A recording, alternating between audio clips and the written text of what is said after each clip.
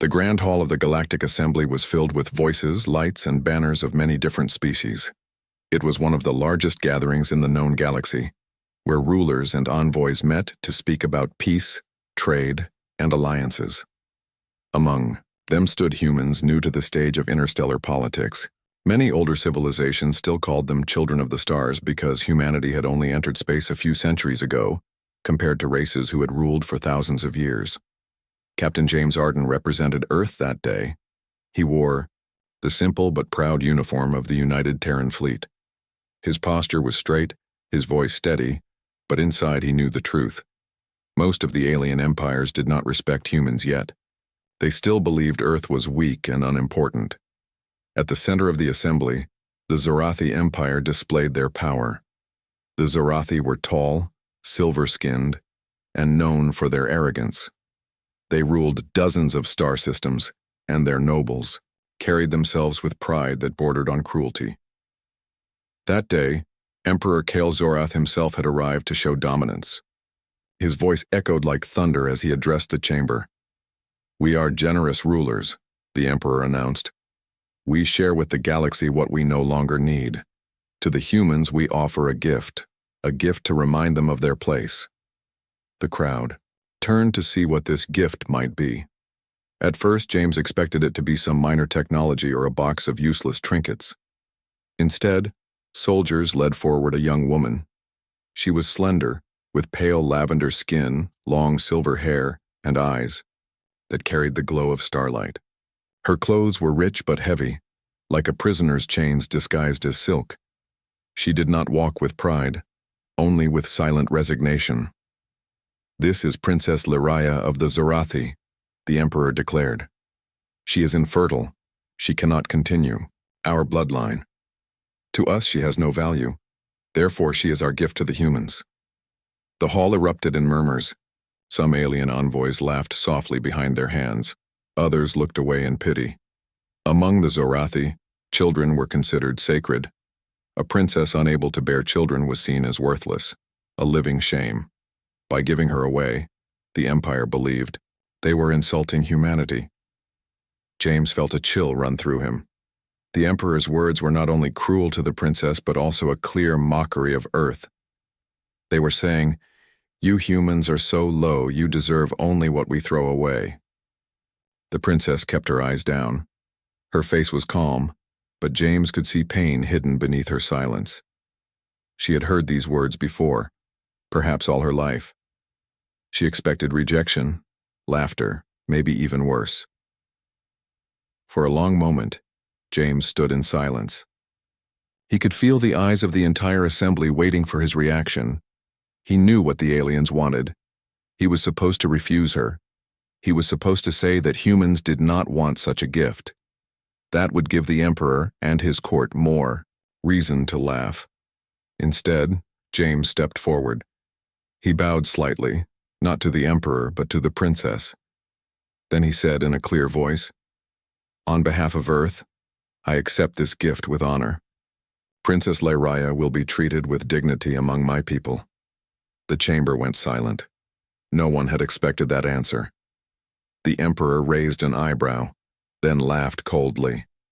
"Very well, human. Take her. Perhaps she will find some amusement among your kind." The nobles of the Zorathi laughed as well, but James did not care. He looked at the princess and offered his hand. She hesitated, then slowly placed her hand in his. It was cold.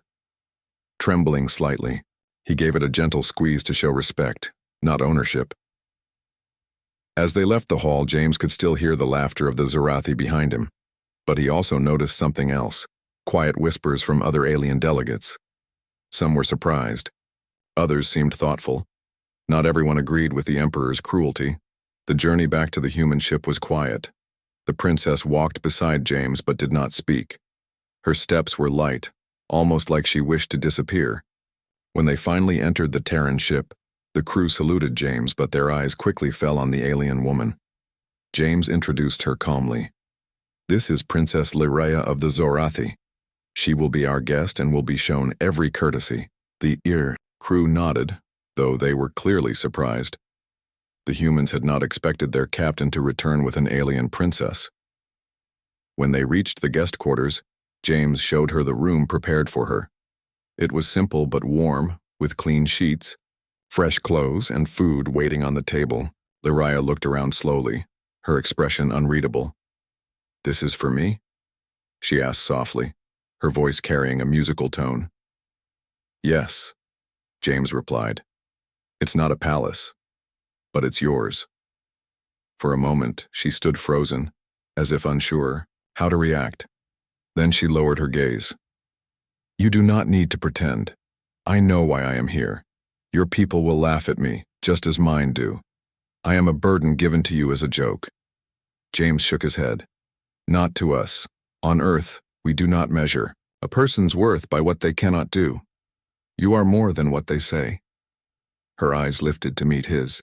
For the first time, there was a faint spark of surprise in them. The days that followed were not easy. Lyria kept to herself, quiet and distant. She was polite but cold, never expecting kindness to last. Yet the humans treated her with respect. The cooks asked what food she liked. The doctors offered medical care without judgment. Crew members greeted her in the halls. Slowly, the walls around her heart began to crack. She noticed how different humans were compared to her own people. They laughed together easily. They worked side by side regardless of rank, and they did not mock weakness. To them, weakness was only another reason to help one another. James often spoke with her during meals. He asked about her world, her interests, her dreams. At first, she gave short answers, unsure if he truly cared. But as time passed, she found herself speaking more. She told him about Zorathi songs, about the stars she loved to watch as a child, about how she once dreamed of exploring the galaxy freely. But that dream had died when her own people declared her unworthy. James listened, without judgment. "Maybe your dream isn't dead," he said one evening. "Maybe it was only waiting for the right time." Lyria looked at him quietly. No one had ever spoken to her like that before, yet even as she began to feel a flicker of hope, she remembered the echo of the Emperor's laughter. To her, she was still the gift nobody wanted. She wondered if humans only pretended to care because they felt pity.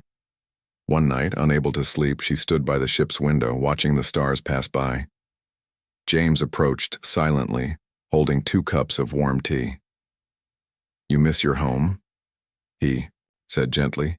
She shook her head. "No. I never belonged there. But I do not belong here either." James placed the tea beside her. "Maybe belonging is not given by birth. Maybe it's built. Step by step, choice by choice. If you let us, we can build it together." Her hand trembled as she reached for the cup. For the first time in years, she allowed herself to imagine that perhaps, just perhaps, she was not truly unwanted. The days on the Terran ship passed in a rhythm that was entirely new to Lyria. The vast corridors smelled of clean metal and recycled air. Human laughter echoed in the mess hall, punctuated by the sounds of clinking cups and the soft hum of engines far below. It was not a grand palace, and certainly not the strict ceremonial halls of the Zorathi, but there was warmth here, a sense of life and purpose that Lyria had never experienced. Captain James Arden watched her carefully. He could see her cautious glances as she walked among humans who were polite but curious. Some whispered quietly, wondering about her beauty, her strange silver hair, or the faint glow in her lavender eyes. Lyria noticed it too, but she did not reply. She had been studied, analyzed, and mocked for her entire life. She did not wish to be studied again. Yet something about humans was different. Unlike her people, they did not look at her with judgment, not openly. They did not question her worth. They only wanted to understand her and include her. It began with simple things. A young engineer named Tessa offered Lyria a toolkit. "You'll like it," Tessa said cheerfully. "We're building some small devices in the lab. You don't need experience, just curiosity." Lyria studied the tools, unsure why anyone would think she could help. "I have no skill with these things," she said. Tessa shook her head. That doesn't matter, we all learn. Humans learn together. You will too. Lyria hesitated but then followed Tessa to the workshop. The lab smelled of oil, metal, and ozone from the machines. Humans worked at benches scattered with wires, screens, and small mechanical devices that whirred and clicked. At first, Lyria simply watched. She had never touched human tools before, but gradually she began to understand patterns, motions, and processes. Her fingers, delicate and precise, moved carefully but correctly. When she fixed her first device, a small hovering drone that had refused to balance, Tessa clapped her hands in delight. See? You have skill after all. Lyria blinked, surprised. She had never been praised for skill before. In her own world, everything she tried was judged for its usefulness to the Empire. It worked, she whispered. Yes, and that matters, Tessa said. We celebrate effort and results, not status or bloodline. Over the following weeks, Lyria continued to explore human life. She watched families and crew members in the mess hall sharing stories, laughter, and small arguments that ended in smiles. She noticed something astonishing. Humans valued each other for who they were, not for titles or abilities. Even those who were weak in some way had friends, respect, and purpose. She began to see the difference between her world and theirs more clearly. Among the Zarathi, weakness was despised. A child who could not fight, a noble who could not produce, heirs a scientist whose experiment failed, they were all considered shameful. But humans embraced flaws, teaching each other, helping one another, and finding strength in community. Lyria remembered her mother, a proud Zarathi matriarch who had scolded her endlessly for being worthless. She remembered the whispers of nobles calling her the empty princess. Here, no one whispered. Here, she was learning. James noticed the change in her slowly. At first, her silences were heavy with judgment and fear. Then, small smiles began to appear when she successfully completed a task. She laughed quietly at human jokes, not understanding all the words but sensing the kindness behind them. She asked questions about the stars, about engines, about the humans themselves. One evening, James invited her to the observation deck. The ship glided through a region of space filled with vibrant nebulae that shimmered like liquid fire. Lyria's eyes widened, reflecting the colors of the nebulae. They are beautiful, she said softly. They are, James agreed, and not just outside. You'll find beauty in many places, even in things you've never noticed before. Lyria considered his words. She had spent so much time hiding from her own people's cruelty that she had almost forgotten the possibility of wonder, of curiosity without fear. It was not only the grand gestures that surprised her. Lyria noticed small, everyday acts of care that humans performed for one another. The engineers shared food when someone stayed too long in the lab. A pilot helped another adjust a uniform when it was too tight. Even the captain, a figure of authority, treated everyone with respect, listening patiently and speaking without condescension. I do not understand, she said one day, while observing two young humans repair a ship module together. Why do they care for each other in ways that seem unnecessary? James smiled. Humans believe that helping others is never unnecessary. It is how we survive, how we grow, and how we build trust. You are learning it now, even if slowly. She looked at him, unsure how to respond. No one had explained these things to her before. In her world, power was everything. Compassion was weakness. Respect had to be earned through fear or achievement. Here it was freely given. As days turned to weeks, Lyria found herself participating more. She studied human medicine, learning techniques that could heal wounds and save lives. She learned navigation and star maps, understanding how humans read the sky differently from the Zarathi.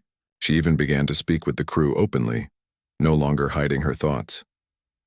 One afternoon, she entered the ship's library and found rows of books, data panels, and learning simulations. She had never seen so much knowledge collected for the purpose of teaching rather than controlling. She picked up a tablet that displayed lessons in human history, ethics, and science. She was amazed that humans valued understanding as much as power. James entered quietly. "Finding anything interesting?" he asked. "Yes," she replied. "Everything. Your people. You do not just grow food and fight wars. You think, you create, you explore, you care." James nodded. "That's humans. We are far from perfect, but we try, and we welcome others who try too." For the first time, Lariah felt the possibility of being part of something bigger than herself, not because of her bloodline, but because of her choices.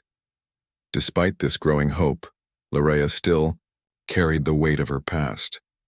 She remembered her father, the Zarathi king, who had never smiled at her accomplishments. She remembered the nobles' laughter as they called her a failure. Sometimes, late at night, she woke up feeling small and unworthy, as if all those old judgments had returned to haunt her. James noticed her moments of doubt.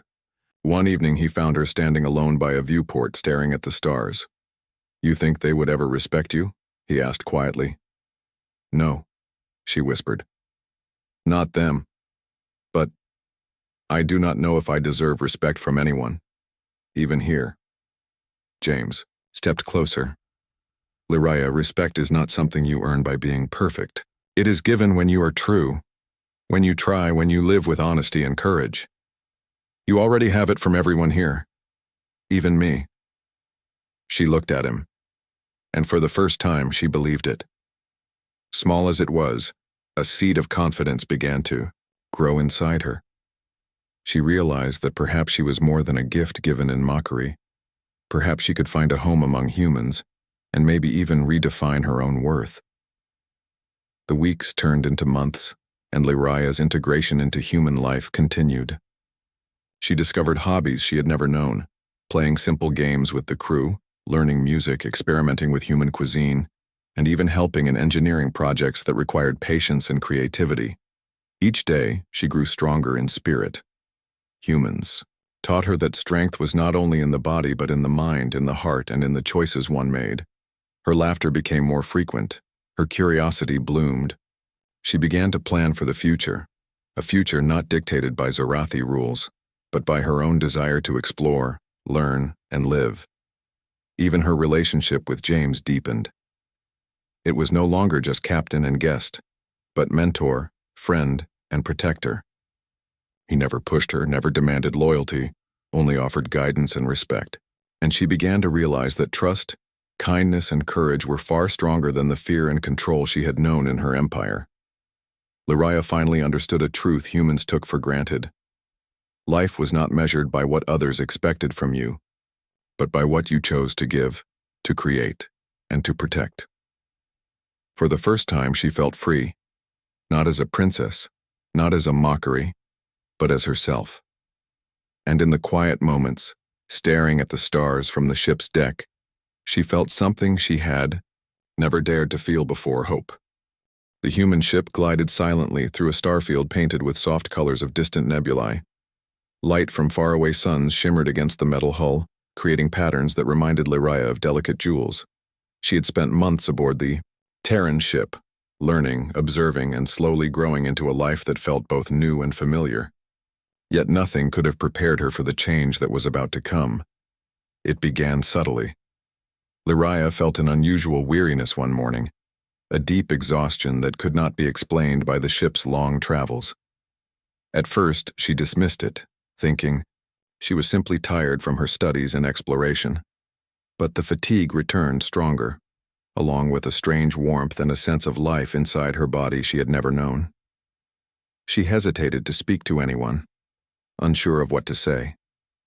In the Zarathi culture, such things were taboo and deeply personal. Her infertility had been the source of her shame for years, and she feared ridicule or disbelief. Yet the humans around her had taught her something new: that honesty and seeking help were not weaknesses. Finally, one evening, she approached the medical bay. Captain James Arden was there reviewing star charts, and the ship's lead doctor, a gentle human named Dr. Elena Morales, was assisting. "Doctor," Lariah said softly, I feel unusual. I do not know what it means. Dr. Morales smiled, gently. Let's find out together. Come, sit. She guided Lariah to a chair and began a series of simple checks. Machines hummed and lights blinked as data was collected. Lariah held her breath, unsure of what the results might reveal. After a moment, the doctor's expression shifted from curiosity to amazement. Princess Lariah, she said slowly, you are pregnant. For a heartbeat, silence hung in the room. Lariah froze. Pregnancy had been impossible according to her people's science. It was impossible according to her own body, or so she had believed for decades. And yet here it was. Undeniable proof that life had begun inside her. James stepped forward, concern and awe in his eyes. Pregnant? He asked. Are you certain? Dr. Morales nodded. Completely. Human science has methods to detect life. And this is real. She carries a child. Lariah felt a swirl of emotions, shock, disbelief, fear, and a strange warmth she could not name. For the first time in her life, she was not defined by failure. She was creating life. Word of the news spread quietly among the crew. Unlike the Zorathi, who would have used the information to mock or control, the humans reacted with wonder, care, and determination. Engineers, medics, and scientists came together to ensure Lariah's health. Nutritional plans, protective exercises, and monitoring systems were put in place. They treated her with respect, not as a fragile vessel, but as a mother whose courage and value were undeniable. Lariah learned to trust humans in ways she had never trusted her own people. She saw that they believed in possibilities, not limitations. Where the Zorathi saw shame in her body, humans saw potential. Where her empire had declared her empty, humans nurtured life. Pregnancy among the Zorathi was considered sacred, yet also highly dangerous. A princess carrying a child was expected to be perfect, flawless, and obedient to the empire's laws. Lariah had been deemed infertile. Her pregnancy, if discovered by her people, could bring chaos. And yet, aboard the human ship, she was free to experience it without fear. James remained by her side at all times, not as a protector in the traditional sense, but as a companion and friend. He helped her navigate the long hours of discomfort, the strange new sensations, and the uncertainty that came with carrying a child. You are not alone, he reminded her one evening as they watched distant stars pass by the observation deck. This child, it is not just yours, it is proof of hope, courage, and the strength of life itself, and you are more capable than you know. Lariah looked at him, tears forming in her eyes. She realized that for the first time, someone believed in her without judgment. Someone trusted her to be more than the sum of what others had said she could not do. The weeks passed. Lariah's body changed, but her spirit grew stronger. She continued her studies, exploring human medicine and engineering, often applying her growing knowledge to improve systems aboard the ship. The crew marveled at her energy and resilience. Even in discomfort, she remained determined to contribute, refusing to be defined by limitations. The pregnancy also sparked something unexpected in Lariah. She began to think about family, care, and the future in ways she had never allowed herself before. Memories of her childhood, filled with judgment and neglect, resurfaced, but instead of despair, they inspired determination. She wanted her child to know love, dignity, and freedom, qualities her own people had denied her. Dr. Morales watched her closely, noting how Lariah adapted. You are remarkable, she said one day. Humans are strong, yes, but you carry a strength that is rare even among them. Lariah blushed slightly. I am not sure if I deserve it. You do, Dr. Morales insisted. You've survived ridicule, rejection, and isolation. Now you are creating life. That is proof enough. The human crew continued to support her in ways she could not have imagined.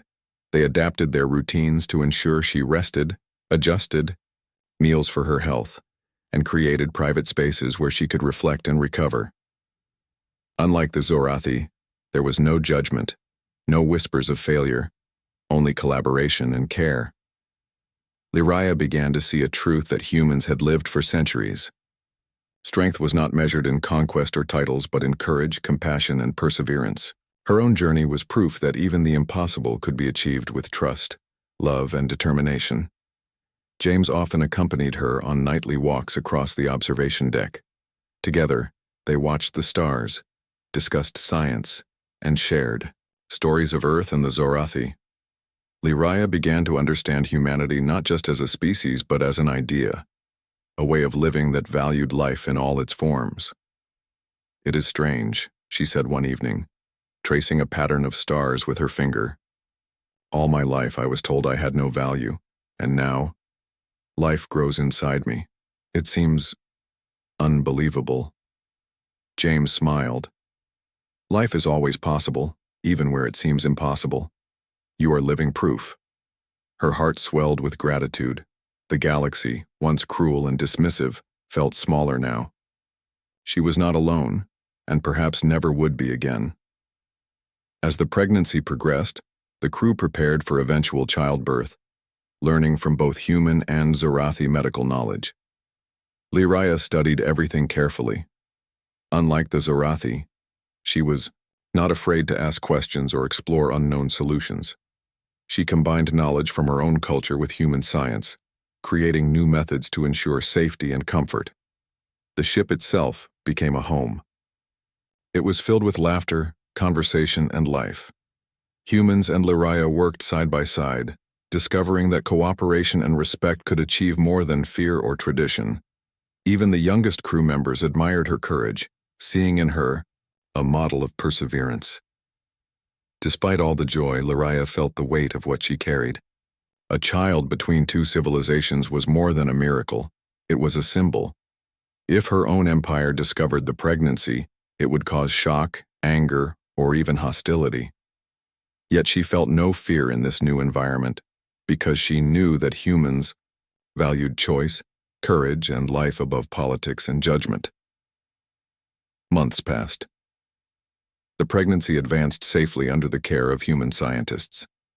Lyraya experienced firsthand the wonder of creation, the gentle movements of the child, the rhythmic pulse of new life, and the emotional connection that grew each day. She discovered emotions she had never allowed herself to feel: hope, anticipation, and a fierce determination to protect the child at all costs.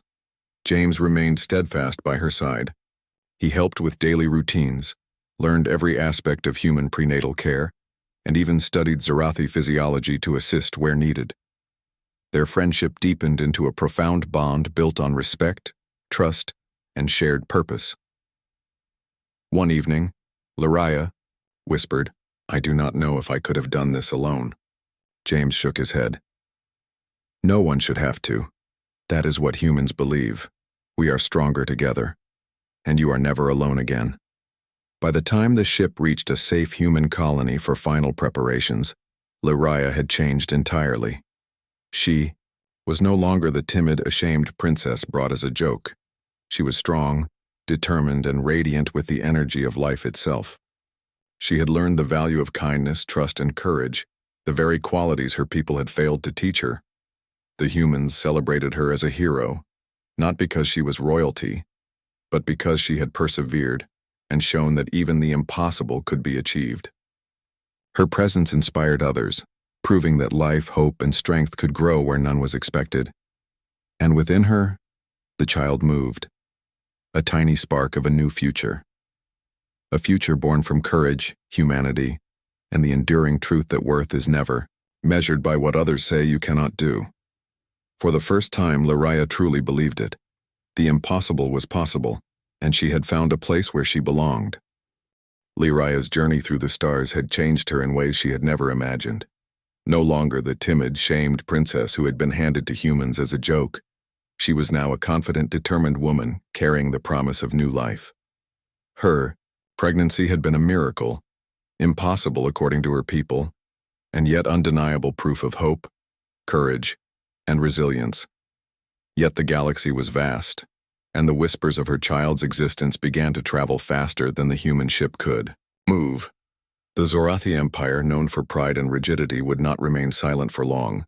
Word of the infertile princess carrying a child spread through channels of spies and diplomats, igniting shock, fear, and anger among her people. Emperor Kale Zorath received the news in the imperial palace, his silver eyes narrowing as his advisors spoke. "It cannot be," he said. "She was infertile. It was impossible." The chief scientist, a stern woman named Morathi, bowed slightly.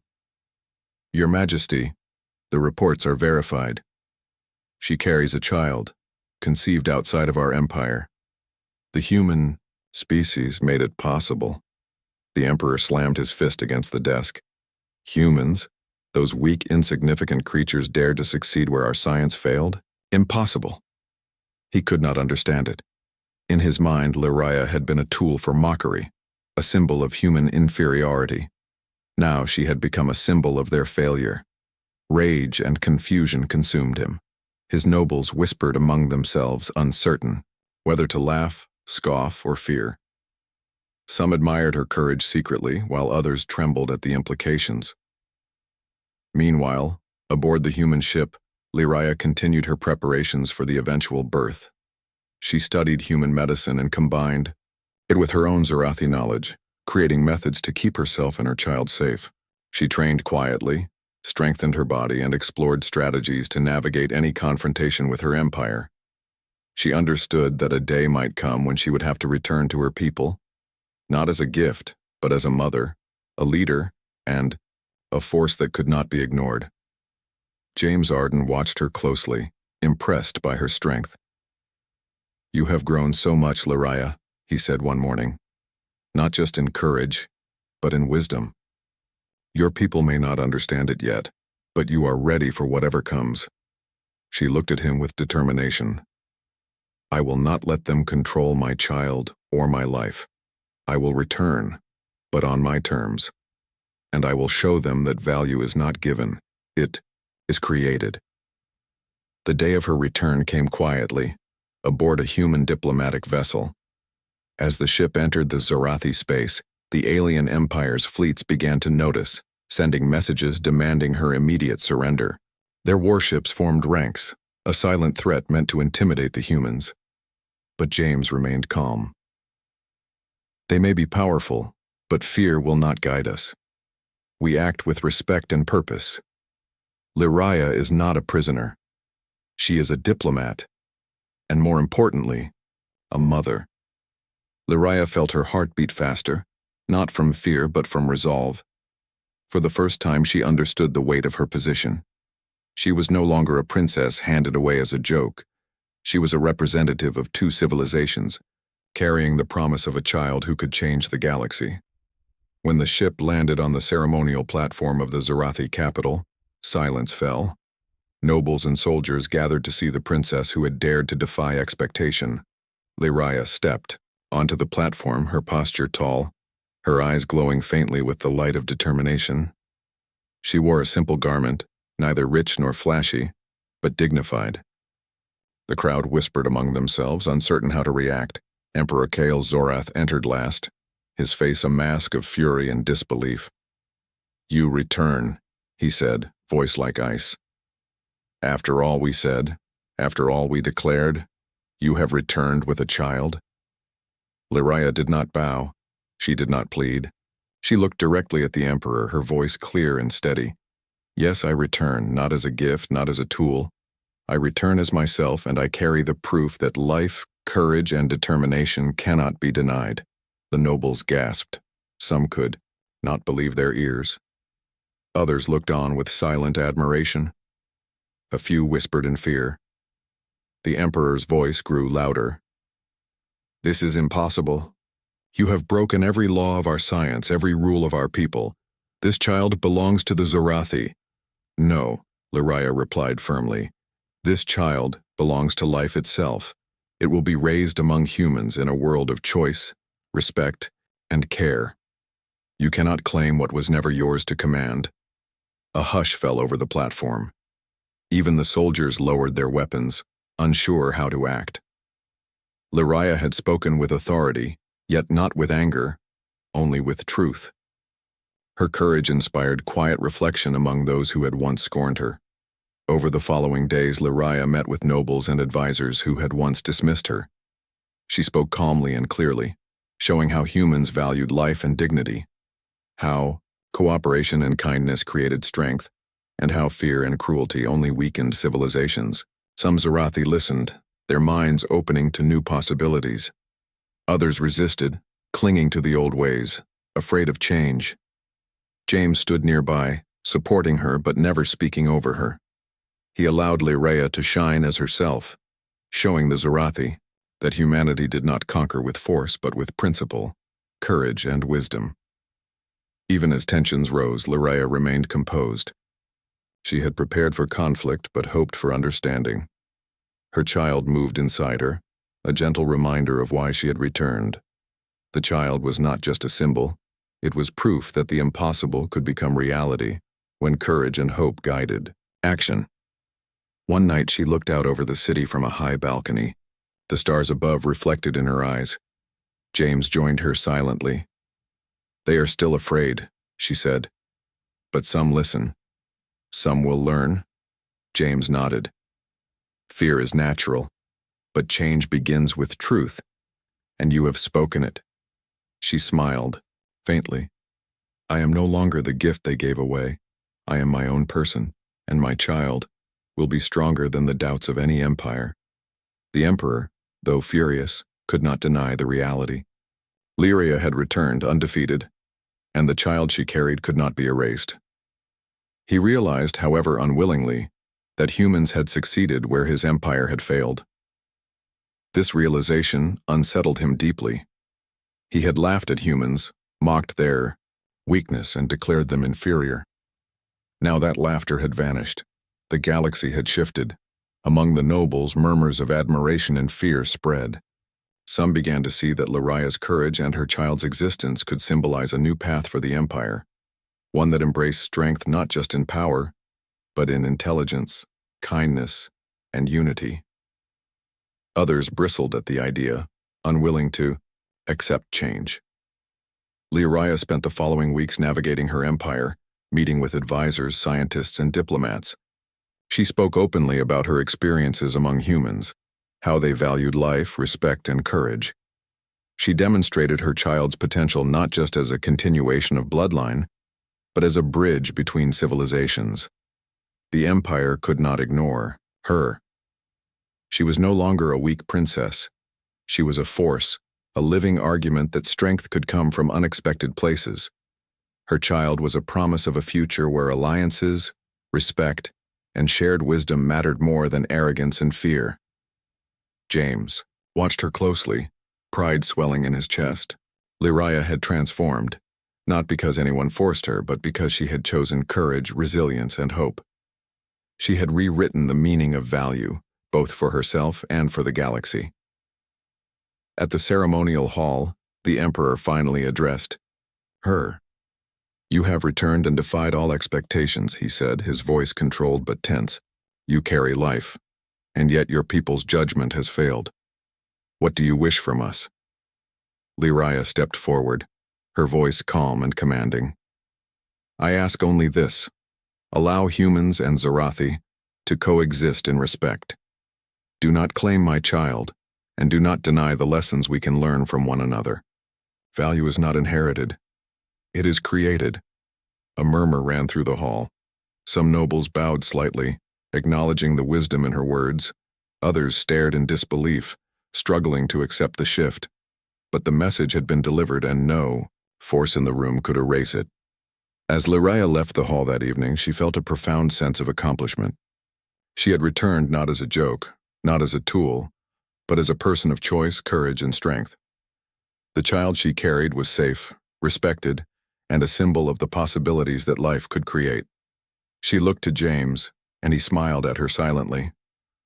They had faced the expectations of empires, defied ridicule, and proven that the human way of respect, courage, and hope was stronger than fear. And in that moment, Lyria knew that her journey was far from over. Her return had changed her empire, shifted perceptions, and planted the seeds of a future where life, hope, and courage mattered more than titles, power, or bloodlines. Her child would grow in a galaxy that was learning a new lesson. That even the smallest spark of courage could ignite stars, and even the weakest voice could echo across worlds. Lyria stood on the observation deck of the Terran ship, her hands resting gently on her growing belly. The stars stretched endlessly before her, shimmering like scattered jewels in the black canvas of space. She felt a quiet strength within her, a force that had grown not only from the life she carried but from the journey that had brought her here. The galaxy had seen her rise from a mockery to a symbol.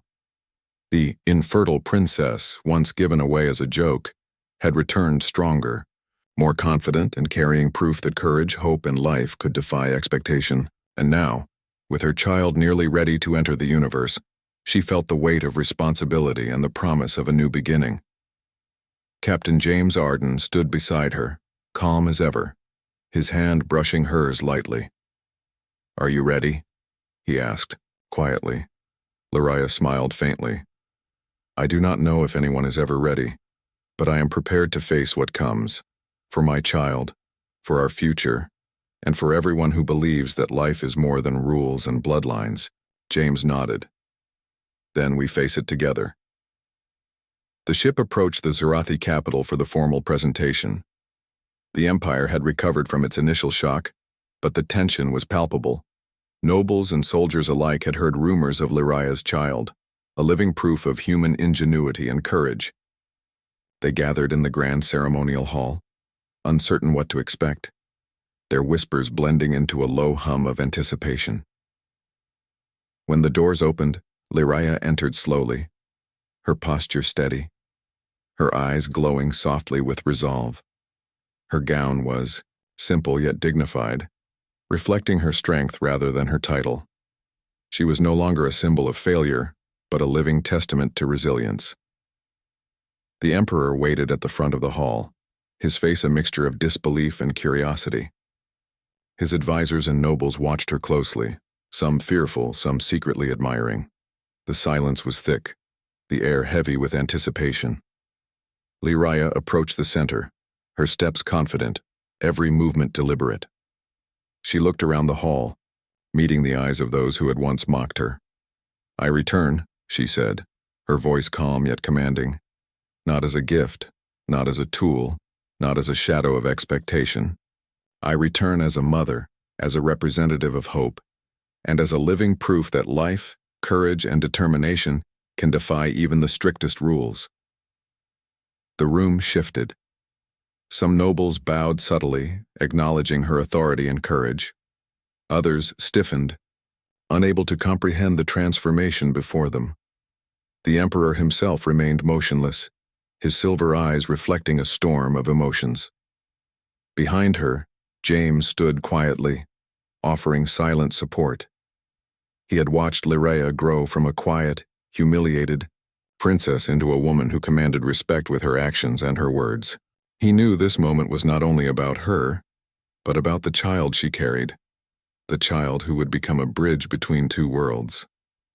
A hush fell over the hall as she raised her hand slightly, cradling her belly. "This child," she continued, "is not a weapon, nor a possession, nor a tool of power. This child represents the potential of unity, understanding, and courage. My child belongs to life itself, and to the future we choose to create together." The whispers grew quieter, and even the most rigid nobles began to sense the truth in her words. She was no longer speaking as a princess of an empire, but as a symbol of what could be achieved when fear and cruelty were replaced with hope and respect. The Emperor finally spoke, his voice firm but controlled. "You defy tradition. You return carrying life where it was declared impossible. And yet, your words carry truth. What is it that you demand?" Lyria's gaze did not waver. "I demand only this.